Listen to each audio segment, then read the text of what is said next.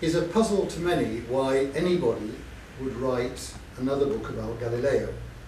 So many books about Galileo have been written that many have said there is no more to be said about him, or little that can be added to what has already been written.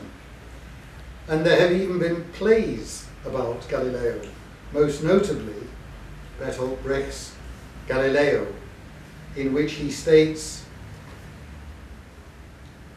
January 10, 1610, Galileo Galilei abolishes heaven. That was a slight dramatic overstatement, but there was an element of truth in it, because what Galileo did was he changed our conception of heaven. He changed the conception of heavenly bodies being perfect spheres to heavenly bodies sharing earthly imperfections. And so we had the moon with mountains and craters.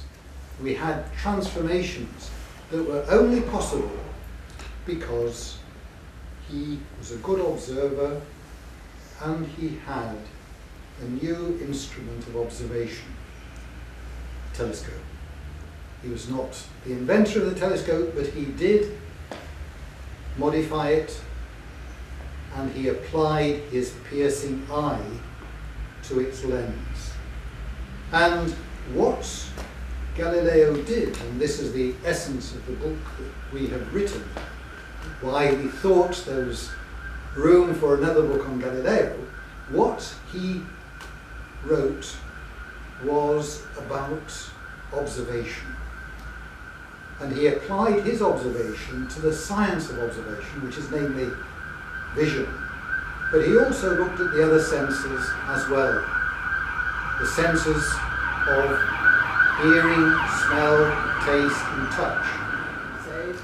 So Galileo, the Galileo of Brecht abolished the heaven in many sense, also in the sense that it was supposed, besides all the cosmology, supposed that the moon, the other bodies, celestial body were perfect sphere made by something like diamond, perfect crystal capable of reflecting the light or producing light, and essentially different from the matter of the earth, which was imperfect, was incapable of reflecting light, and so on.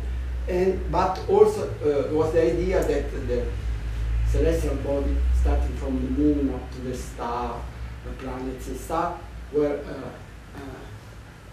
embedded in sphere of crystals that were revolving. Now,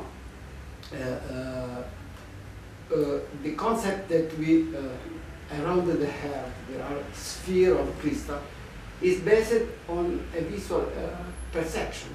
When you look to the sky, especially when there are no clouds, there are no fog, we see something like a sphere. We think that there is something, a dome above our head. But this is simply a visual illusion. There is nothing like a dome. The old science was based on the science of Aristotle, especially, was based on the direct information sense. Aristotle trusted sense as if they conveyed the truth of what the world was around us. Galileo was one of the first to remark the fact that sense are not the way we gain information about the reality of the world. And so he abolished the heaven in the sense that he said, he demonstrated that there are no humans in the most immediate way, meaning of the expression.